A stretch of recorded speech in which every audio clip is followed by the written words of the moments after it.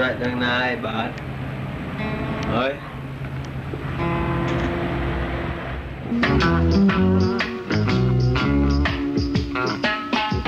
You're gonna lively up yourself and don't be no drag. You got to lively up yourself, or reggae is another bag. You're gonna lively up yourself and don't say no. You got to lively up yourself, 'cause I said so. You come so, you come so. Oh yeah. You're gonna lively up yourself and don't say no. Wonder why you act so.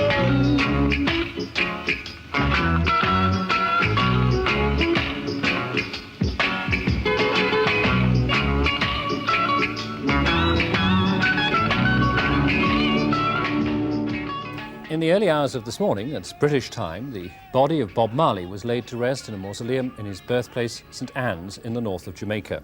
He was just 36 when he died of cancer 11 days ago. Thousands of Jamaicans lined the streets to watch it pass, and it was a remarkable climax to what was surely the most extraordinary funeral ever given to a pop singer. But then Bob Marley was no ordinary pop singer, as Robin Denslow reports. It's been a peaceful funeral demonstration so far, but suddenly the police are tear gassing the crowd. We don't yet know why. Tear gas exploding up behind me now. He might not have been surprised that there was a little trouble, even at his funeral. As he said to me, it's not we against the system, it's the system against we. You know, hated violence.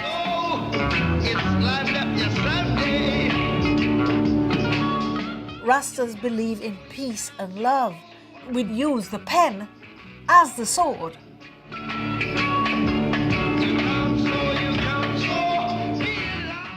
The police was carrying Bob Marley's coffin out of the stadium. It was quite amazing because, I mean, you know, he would never have tolerated anything like that. That's why I stayed away, because I didn't want to be in a carnival.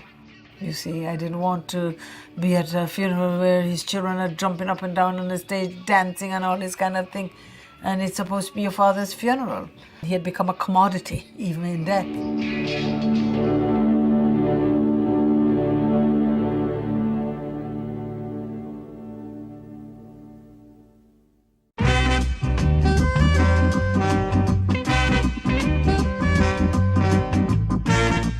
That's Bob's aim and his desire, to see everybody live in peace and harmony in this world. Because that's what let the world go round, you know, love.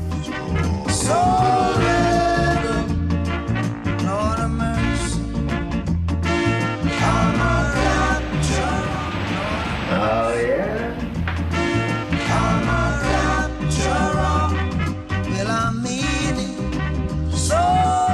You really can't solve a problem with a war, you know. It doesn't really solve a problem. You don't feel like really killing someone. But whose problem am I going to solve when I kill someone? You know what I mean? So I figure the peace is the best thing. From unknown Trenchtown Rasta to one of the world's most influential artists, Bob Marley was a musical prophet and Rasta warrior who fought oppression and injustice with his 6-string guitar. He took the pulsating power of reggae music and tied its vibration to universal anthems of justice and unity. As the undisputed sovereign of reggae, Bob Marley's revolutionary music had and continues to have a massive impact on people of all races throughout the world. The music follows you wherever you go. Lots of grown-ups said to me, you know, when I put on a Bob Marley record and I'm feeling depressed and I put it on in the mornings, I feel so much better. I think it will continue, honestly, forever, in a sense. I think that his music will be around forever. I think we didn't see a fraction of what he could have done. He didn't even have 10 years at the top, you know, that's nothing.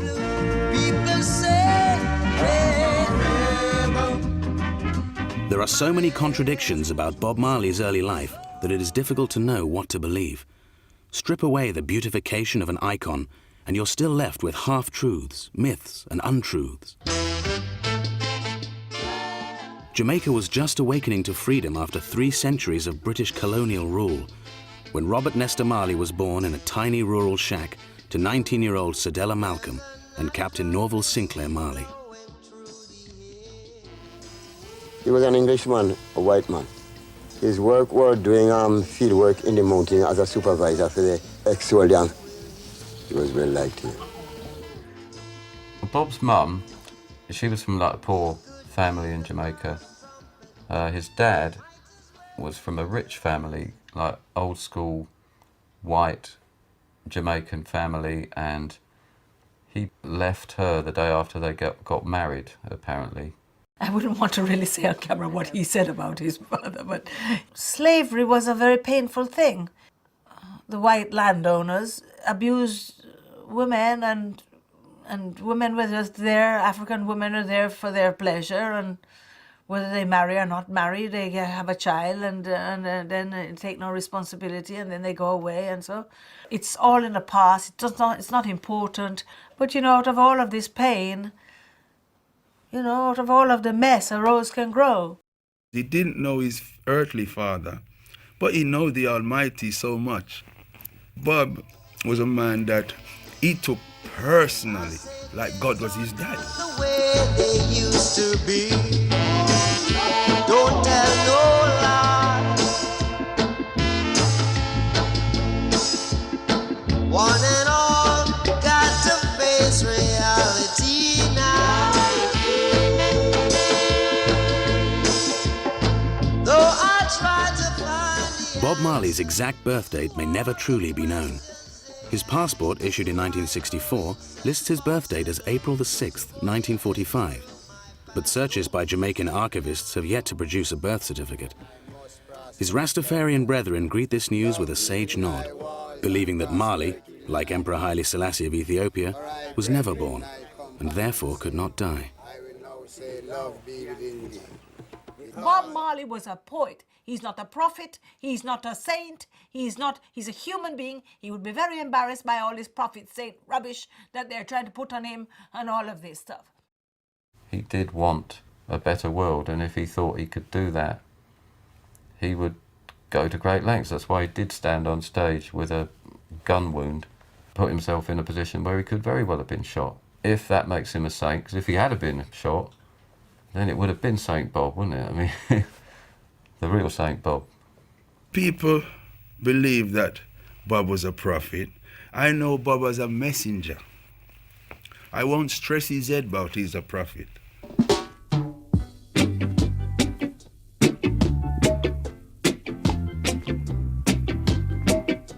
one good thing about music when it hits you. I say one good. At the age of 5, Bob moved with his mother to Kingston, where Cedella thought that they would have a greater chance of improving their lives. Well, Bob told me about his childhood in the sense of he was a little boy that suffered, but then most black children born in poverty are going to suffer. His childhood was not, you know, a cloistered, happy, conventional childhood. It was a street childhood, and, you know, it wasn't easy. His mother, she was gone when he was very young. He said she left and went to America, but she did send for him, and he did try there, but of course it was no good for him, and he returned to Jamaica, which is a good thing. But at the same time, there was happiness. He had happy times with his grandfather when he would go to the fields on the donkey and help dig yams and things like that. So he had great memories of his grandfather. And that's Bob's house, right? Bob's used to be living over there. Long time now, about 16, 17 years old. Bob would eat out of the calabash and so forth. He would not eat out of any other plate or utensil. And he was living on a single bed inside this room here. Sedella took Bob to live with the Livingston family, and it was here that Bob and his newfound friend, Bunny Livingston, began to experiment with music.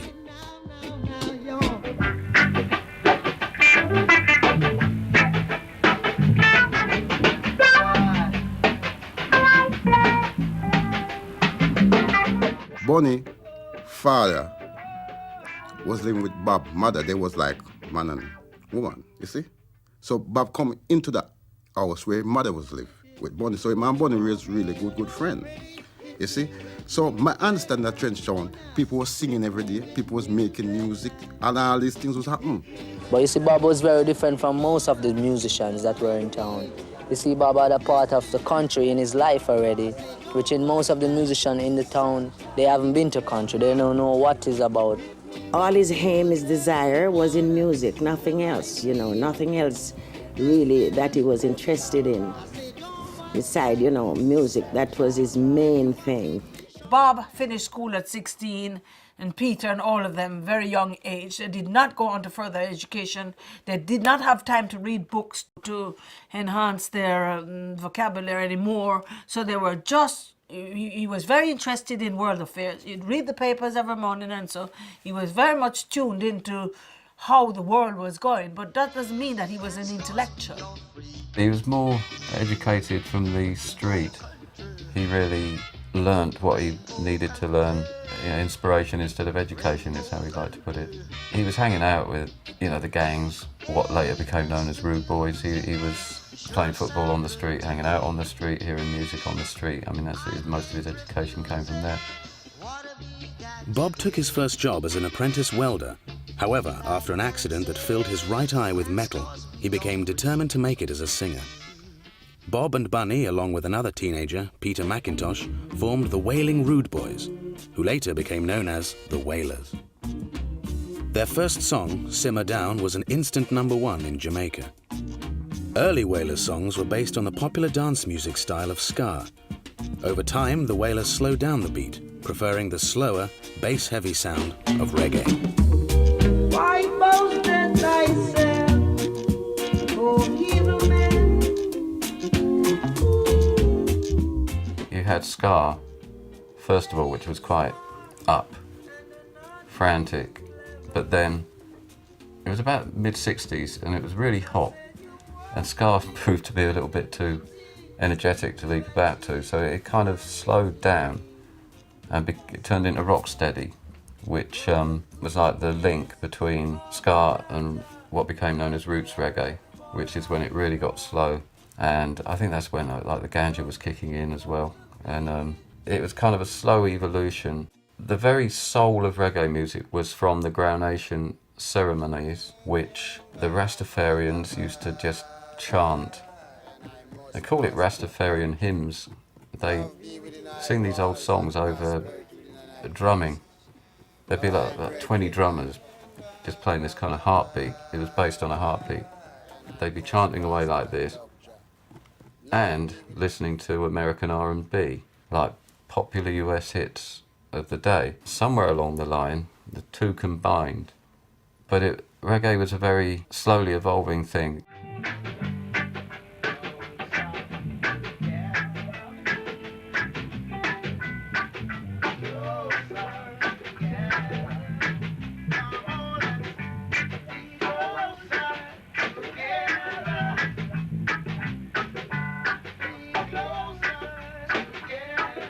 Bob Marley started understanding the ska days, and then go to the rocksteady, you know, and then the reggae, slow down, yeah.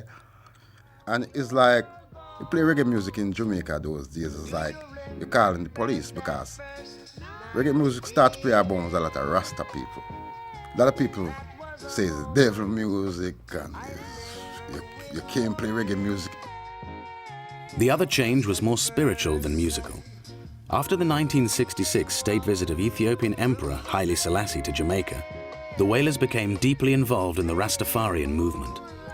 Bob and the Rasta elders prophesied that Jesus would come again, but in another name. He believed that the powers of the West were being deceived by looking for the Redeemer in the name of Jesus.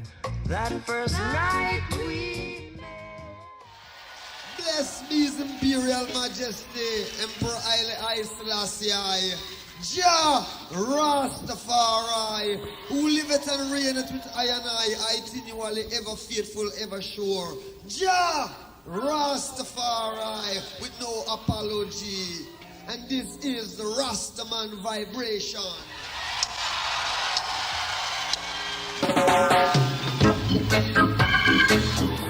Rasta is something from the heart.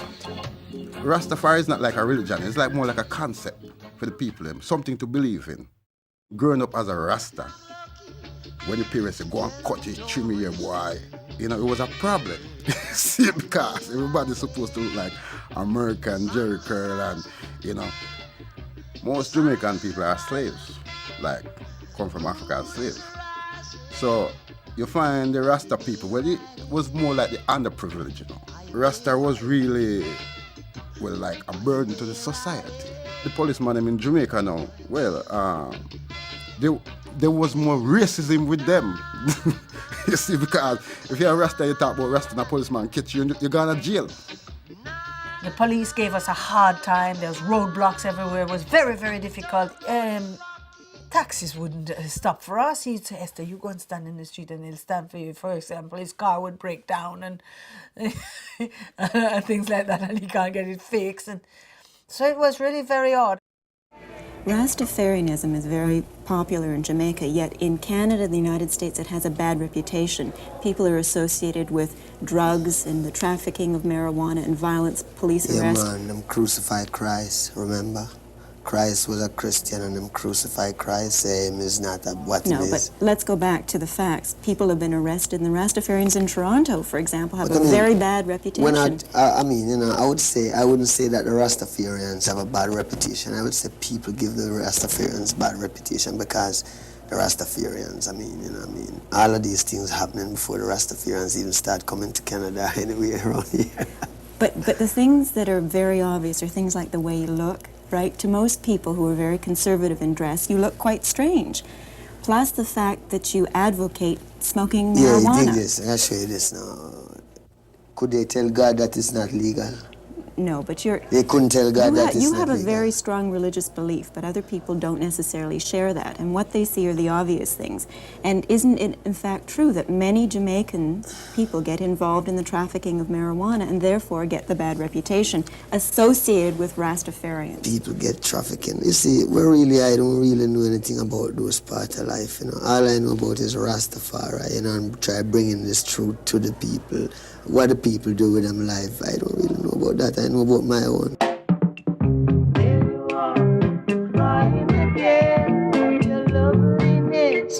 Uncover your shame.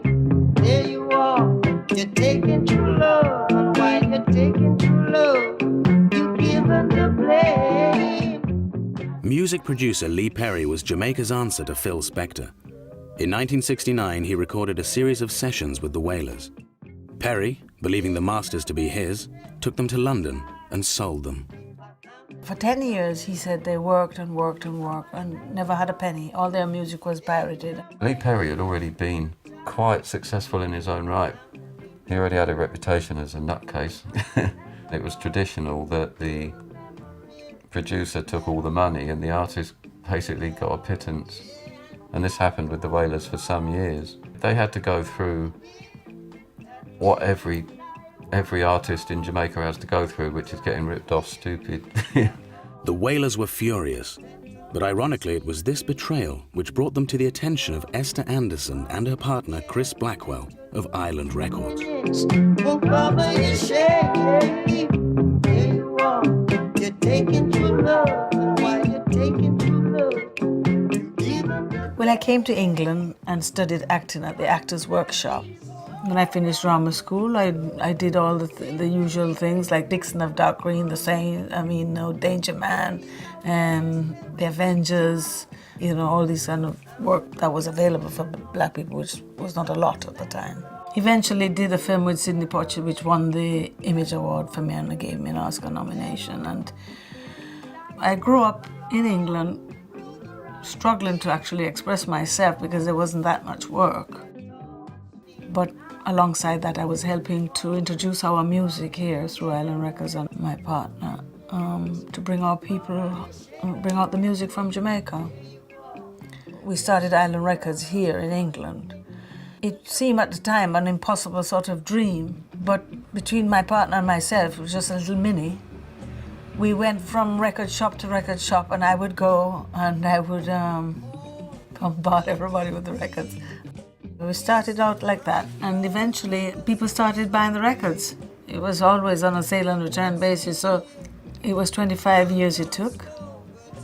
We worked very hard, and we achieved our goals. I mean, we were one of the first independent labels, so it was kind of like a revolution that took place and gave the industry, you know, something that the young people, young musicians could then take control of their lives and be freer to express themselves. What Bob was losing out financially, he was gaining in finding his feet, studio experience, and then Chris Blackwell noticing and signing him up. And it has to be taken into account that when Blackwell signed him, Island was not a reggae label, reggae was not popular. I known Jimi Hendrix, right? And Bob reminded me of Hendrix. But I knew with Bob and the Wailers, not Bob alone, but Bob and the Wailers as a group, strong. I could see, once I heard Concrete Jungle and Slave Driver, that was it. I was totally committed. By 1973, the Wailers had cracked Jamaica. Now it was time for them to take on the world. They were signed to Island Records, and for the first time, a reggae band had access to the best recording facilities.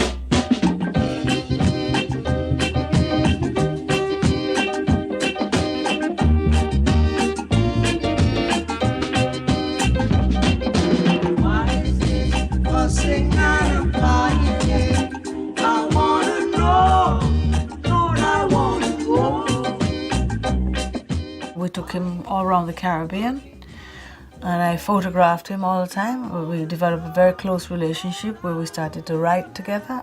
Bob was very beautiful to look at, to photograph. He was just what the white world wanted. They would not accept Peter Tosh, who was very, very bright also, because he was too black. They never let Jimmy Cliff through because he was too black. But Bob, as the person leading the group, could go through and pull all the others through, and he could be the voice for them. Bob really wanted to get his voice out, to really stand as an example for liberation. Hey, happy people, this here is something new. I know you're gonna like it. The first album released with Island was 1973's Catch a Fire. When Island released the first album, Catch a Fire, with the zipper lighter, for about a year and a half, it didn't sell. I mean, it didn't even sell enough to cover the recording session. And so basically, I knew that I had the answer. I said to him, if you smoke, you shouldn't be ashamed of it. It is part of your culture. My approach was to photograph Bob in the light that we have in Jamaica, showing the color of our skin the way it should be shown. And I took his shirt off because he has a lovely color. And once the light hit his skin and bounced back onto my lens, that was it. Catch a Fire was re-released with a new cover shot by Esther. That was such a controversial record in America because it was banned, and because it was banned, it became a huge hit. Bob's songs were parables, messages of faith and warning. He never ceased to speak out against the oppressors, using his influence to highlight the exploitation of the black race. His lyrics reflected the plight of the demoralized people of Jamaica, seeking escape from the slums.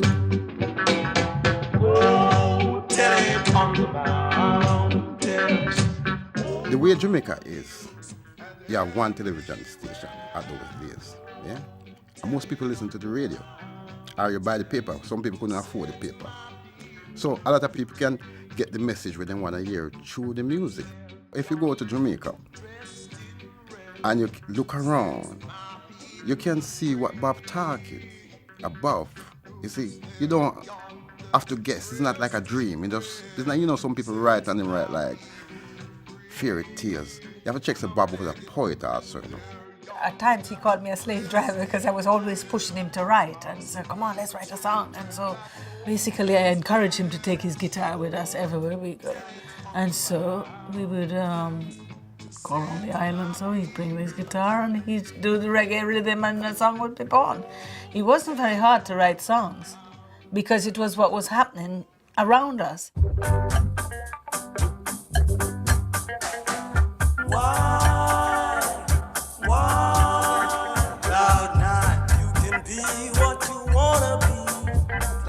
The songs Bob sang, they were, logic and common sense. It was strong to his cause. We developed a very close relationship where we started to write together, and we wrote Get Up, Stand Up, flying over Haiti, a country which had experienced the most awful poverty and the most awful pain with slavery. We just wrote it there on the plane, on the paper, and just start talking, and he'd beat out a little rhythm on the seat of the plane, and that would be it. He wrote some great pop songs with catchy choruses that you can sing. Right, that's the surface level. On an emotional level, and especially a groove level, the Wailers were an incredible band. Bob was an incredibly passionate singer, and these are things that strike an emotional chord no matter what style of music you're into. I mean, you can hate reggae and love Bob Marley. You know, it's just universal, and he's got a universal message. He's positive. Lord, I gotta keep on moving. Lord, I gotta get on down. The revolution and the struggle was using the pen to speak for us and using the music to drive the lyrics to put the thing out so that all people could identify it, that it could become universal and really cross over. So I encourage him to write more protest songs rather than love songs. Bob managed to have like these different personalities. I mean, the same album, he could be doing a song about war, really brutal, graphic, realistic song, and then he'll be singing Waiting in Vain or Is This Love? You know, he just was able to translate whatever was going on in his head. It just came out, and it was always sounding like Bob. And he never sold out, got soppy or soft or anything like that. It was all part of him. Just he wasn't ever going to be just a relentless militant. Hey, what is your own? What's your music to you? My music to me. The music is more than music to me. It go further than music, you know. It go with I don't know, it further than music. But you used it as a strong message. I mean, words like a hungry man is an angry man. The music used me. Whatever it is, there's no doubt Bob Marley knows how to use his music.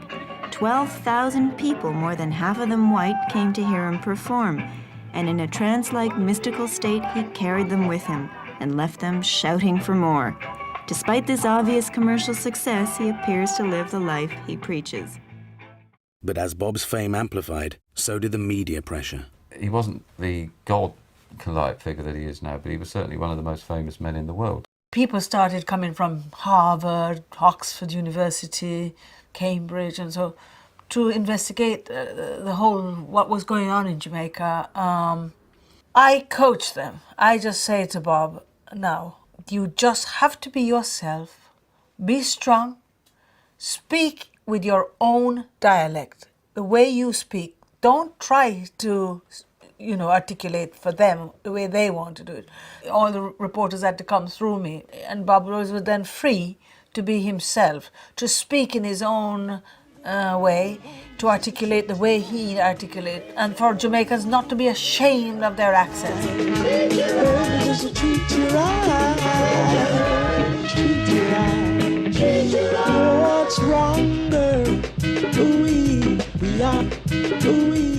He didn't get a good time from the press. I asked him about this. I said, why? You're always getting slagged off. Why are you sitting here talking to me now? And he just said, it comes with the territory. I've got to keep going out there and playing and trying to make myself better. The first tour we went to America, but still people were calling him, talking about weird hair and savages or whatever. I asked him too if he ever got sick of trotting out the same set every night. His shows have been slagged off for going through the motions. And if you've ever seen any footage of Bob Marley, you know he's no way going through the motions. I mean, he gets carried away, and he was going to another place in himself every night. He was up there with the rock idol. He could play in Los Angeles and the front tables would be the Stones and, the rock royalty come to check him out. And not put off by the fact that he was a ghettoised reggae artist. By 1974, the Wailers had fallen apart.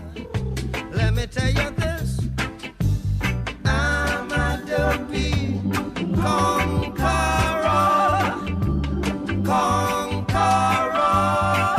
I think the Wailers split up because Bob was getting all the attention. That's Tosh. I mean, Tosh wanted to be Bob.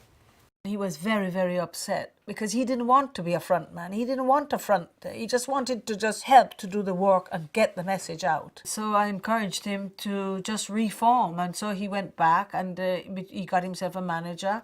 And the manager renegotiated a new contract. And then they became Bob Marley and the Wailers. So the Wailers could be anyone after that. But basically with Family Man and Carly driving the rhythm section. Although they broke up, and it was a very sad time because Peter and Bob were like John Lennon and Paul McCartney together. However, Bob Marley's star was on the rise. Now that he had become an international celebrity, politicians sought to use him as a pawn in their power games. Jamaica's rival parties were both keen to conscript him because he had street credibility. He was not just a Jamaican singer, he was an international singer, because the message that he carried was the message of third world people all over the world. In doing so, of course, he helped to put Jamaican music on the map internationally.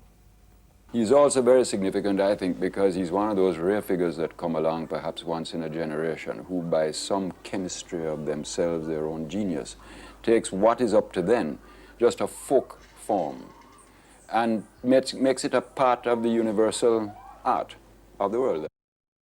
But Bob Marley wanted nothing to do with party politics.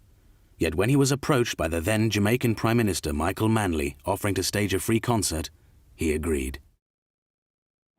On the night of the 25th of November 1976, assassins crept into Bob Marley's home and opened fire. I picked up the newspaper and I couldn't believe it. It said Bob Marley shot.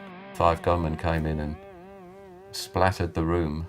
I got him on the phone in Nassau and he started to tell me in detail what had happened, how they'd come in, these men, and shut up the house and him and the musicians and his manager. And it was never, found out by the police who did it, but like I say, it's a popular theory that it was organised by the same guy, Siegel, who, when Bob died, got a posthumous Jamaican equivalent of the knighthood or whatever. No, they tried to kill him, of course. Politician, very dangerous, Politics is life and death, Very selfish. To be a president in Jamaica, you have to be corrupted. Any kind of politician, you have to be corrupted. I would believe that Bob Marley was shot by a politician, He came to England and he acted out everything. He acted it out and showed me where the bullet was in his arm, because he still had a bullet in his hand. And he made me write it down. He said, you've got to write it all down. Anyway, he survived and he did the show. He still went back and he did the concert. And some people say it was political. Some people say it had something to do with some of his friends who attached themselves to him. He did the gig wearing a bandage, and I think it was Rita Marley got shot in the head. She did the gig in a nightie with a bandage on her head.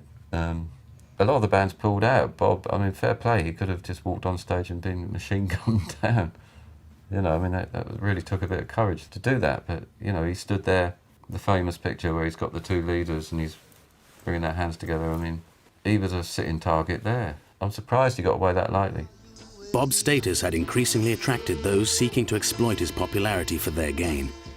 His refusal to be controlled by others had almost cost him his life. Did you see him as a political figure in any way? There was an assassination attempt on him just before he was to give a concert which some people saw as being a sign of support for you in the election before last. Yes. The political figure, yes. Political figure, no. Political figure, no, in the sense that Bob was not by temperament or mind the kind of person who would ever become, say, a part of a party. Bob wasn't at that length, at that level, on that wavelength at all. Political, yes, in that he was one of the most articulate troubadours of the ghetto, its suffering, its pressures, that I have ever heard. Ghetto youth, tired of the constant political infighting, banded together in a mammoth reggae concert for peace. It ended with Prime Minister Michael Manley and opposition leader Edward Seaga on stage, shaking hands in an appeal for peace. The man responsible for it all, they say, was Bob Marley. But isn't what you need some sort of social, legislative change? The economic conditions are bad. You have a lot of people who are unemployed. What's really going to happen now is that we don't really want the island to change. We want the world to change. And his music is how he gets his message across. No sun will shine in my day. After the attempt on his life, Bob Marley exiled himself to London for 18 months. After the shooting, first of all he took off to the Bahamas, and then he came to London, spent 18 months living in Chelsea, recording Exodus. We wrote I Shot the Sheriff in this flat, and finished Get Up Stand Up also here, and from here we did all the way for him to go into the recording. I cooked for them and take it. So the place has got memories. He adapted very easily to what was going on in Britain, because I mean he chose to live in London when the punk thing was exploding. Mick just lived down the road here, and Bianca and Marion and all of us were all very close. I introduced Bob to Mick in the street down there, and Bianca came up, rushed up. She came home, and Mick was said, Esther's just introduced me to a musician she's just brought from Jamaica. Bianca ran up here and come to meet Bob, and was just so amazing. And they actually came to the speakeasy to the gig and screamed. Bianca was at the back screaming Rastafari and everything. It wasn't that he was the name that made him the person, you know. He was a person before the name, you know. He's a strong person. It's not a person you would say, who's that over there? You would know that there's someone over there who is like a strong person, you know. He had that kind of energy. Oh, Bob, if you wanted to work, he's ready to work. Of course, he was a disciplinarian. If something was wrong, he would have a go. At the studio at BBC, there was a young show-off lady, and she was behaving very bad. This is where I learned from Bob Marley. The lady was smoking a cigarette in the electrical part around the back. A old man came and said, could you hold the cigarette? The lady told him, you know, very bad words, where to go. I just heard Bob come and tell her off, in the right way. You know, he asked her, is it your name on this or is it my name? You know, properly. And I felt embarrassed for her, you see, and I walked off. And I know that he's a man, you know, because that lady was a very show-off lady, she, you know, because I'm little me, I was little, you know, a 17-year-old Rasta, so, you know, she don't see you. But Bob Marley see everybody, you know. Yeah, he was good like that. I think Bob was single-minded into the music. He wanted his family around him. When I say family, his extended family of musicians, a complex network of female company. Miss World was living in the house, and she said, what are you, a big famous movie star, doing with a boy like that? And so, but I said, one day you'll all see, you know, and anyway, she ended up as Mrs. Marley or whatever. Women used to chase that man because, as I say, of his aura. You see the light. See the light. And then you know that all I want is just to treat you right. He was a man who loved women, and they'd come to eat him up. He never go running after them, but like all rock stars, he attract girls. Treat you right. Treat you right. What's wrong? While in London, Bob heard the Clash for the first time. He admired their courage and anger in the face of England's class-based economic oppression and identified with their fight against racism and the system. Bob came to realise that there were a lot of similarities between the punks and the young black kids in London who were getting stopped by the police. And there were a lot of similarities between, his kids he knew back home in Trenchtown. Bob started off taking the mickey, but he ended up doing a record called Punky Reggae Party, which, name checks the Clash. He fitted like a glove, and he was playing football, and there was a lot of, regular football matches going on through 1977, including one with the Clash, I believe. We used to link up with Bob Marley and play football and stuff like that in the team. Make a team and, go out as the Wailers and play football and, do quite good, Never got thrashed, really, I don't know, I think the Wailers slaughtered the Clash, but and they were a good team. Could read the game, we call it. Could read the game. Strong. Very little short man.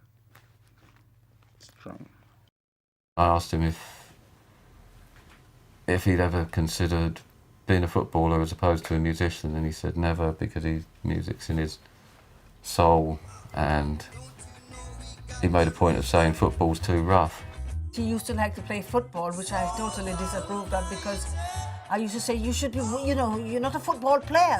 And so he had this friend who used to encourage him to go off to play this football. And I said, but people are waiting on you, you have to go on tour, and you should be rehearsing and writing songs. But he liked the football, and of course that's what damaged his toe, that then became malignant and created all this cancer cells in his body that took him over eventually. In, May 77, Bob sustained the football injury which would become the cancer, and it was Bob's passion for football which really, he kept playing, he didn't stop in May 1977, he was still playing in 1980, which is a bit silly really. By the late 1970s, Bob Marley had catapulted from the hottest new celebrity in black music to global superstar. He had become a world figurehead, like a Jamaican Martin Luther King. His records sold millions. His tours sold out, and from Asia to America, from Africa to Europe, he sang the message of Jah.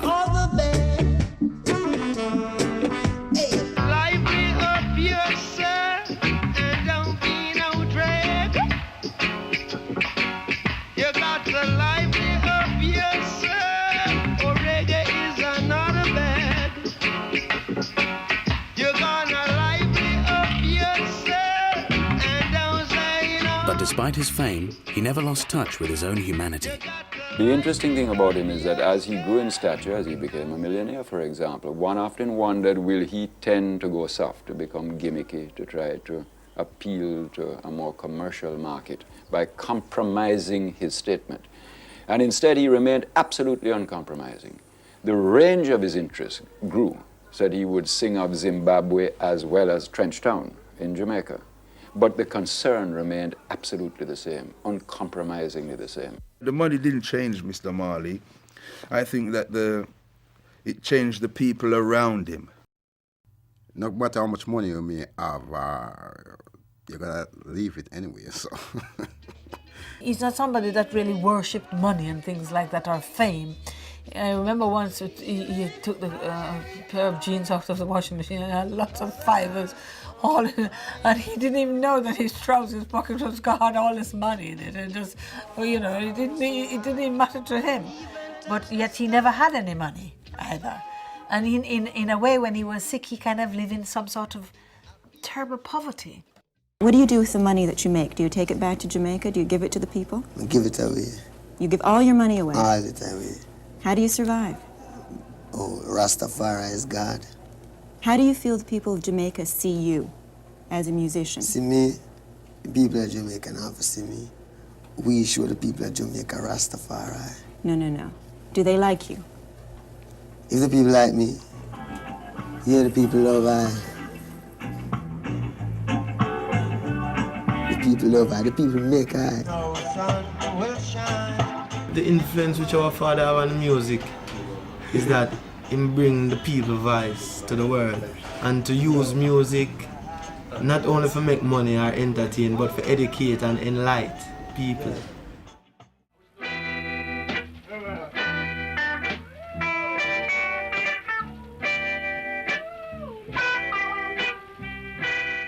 He said, Mama, the doctor say I have cancer in my leg and maybe they have to cut it off. I couldn't believe, you know. I said, what? He said, yes, but he said, why would Jack give me cancer? I never do anybody any wrong. I never do anything that is wrong. What is it? Why? So I didn't really have the answer for that. I could only say, who Jah love it, he chastise it.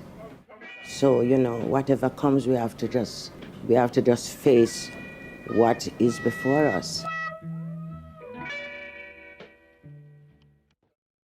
He was limping, you know, he was hopping away on his bandaged foot.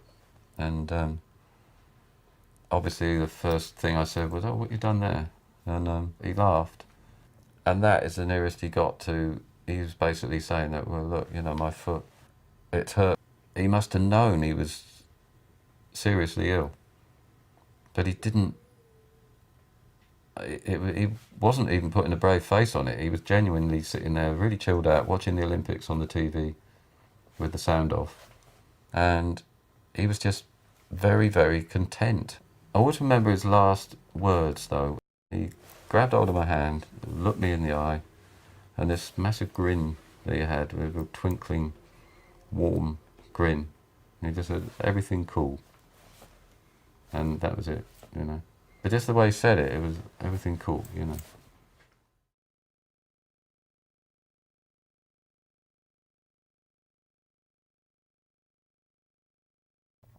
I heard that he'd passed away. You know, it was terrible. I was in Jamaica when it happened, and I phoned here in London, and I couldn't believe it. I was totally shocked. I mean, I would never have in a million years thought that that would be the last interview and a year later he'd be dead. I don't think he should have been made to do that last American tour, because, you know, you've got photos of him in '77 with the bandage, and here he is in 1980 still wearing the bandage, which was basically a permanent fixture in that period. So I don't know why he was forced to do that last tour. He looked really knackered when I saw him. I think the kind of people he had around him, he was not advised properly. The record company should have taken better care of him. But there was nobody intervening for Bob, as far as I know. The friends that Bob had around him by then was a very dark energy. He had some bad elements around him that was not helpful to his growth or helping him to really sort this problem out. And he was overworked, you could say, because he was touring very hard and he should have had a holiday. I just think that the people around him just didn't take any care, and they know it, and they know how I feel about it, especially one who knows exactly who he is, and I'm talking to him now, and I hope that he watched this documentary, that he can see it. Because he had a big influence on Bob, and so they could have done something more for him instead of these people out of I don't know where they came from saying that they know how to cure cancer. And when it was too late, he goes to Germany and it was too late. The treatment in Bavaria wasn't recognised by the American Cancer Society at all. This was kind of renegade, you know, holistic treatment almost.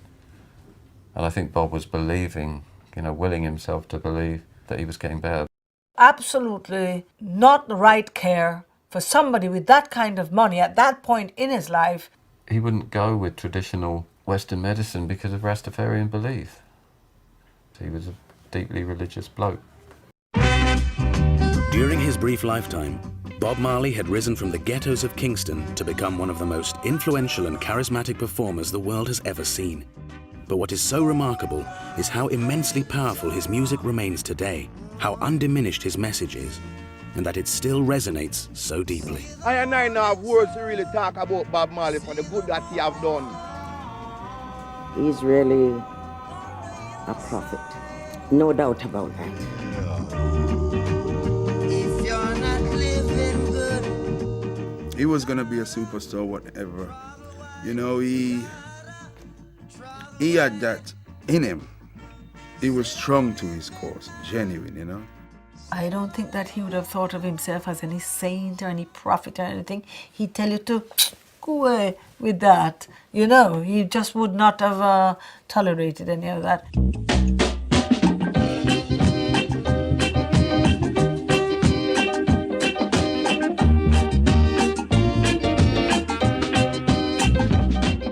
Bob's one of the most influential figures of the 20th century. If he hadn't have done what he did, the world would be a much poorer place. They have made him into a commodity. Now you can buy Bob Marley shoes on the internet or whatever it is, you know. He would have just been sick. why is this bumping and boring? I wanna know, Lord, I wanna know now. Spirit is spirit, and it's not something you can see or hold, you know, but you just feel. I can always feel him, because right now he's here. My father mean to me just being a father, really, you know, and a teacher. But he's a teacher through actions more than words. Bob had a lot more to offer. I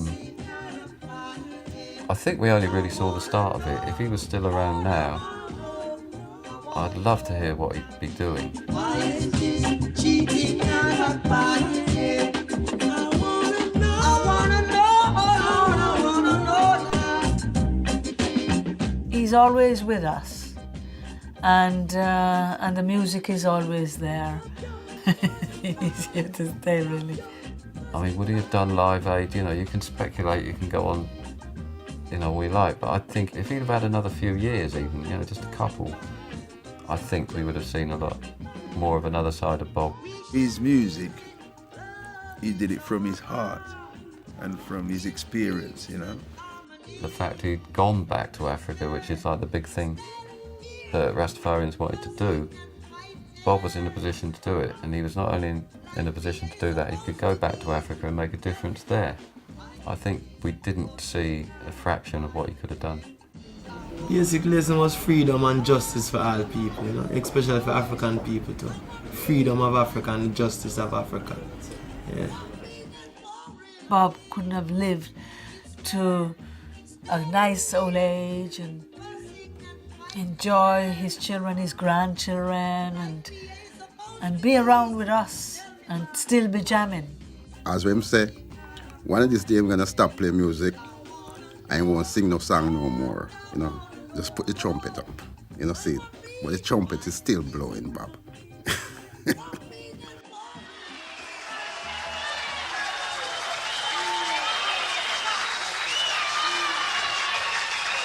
Now, my name is Natty Dre.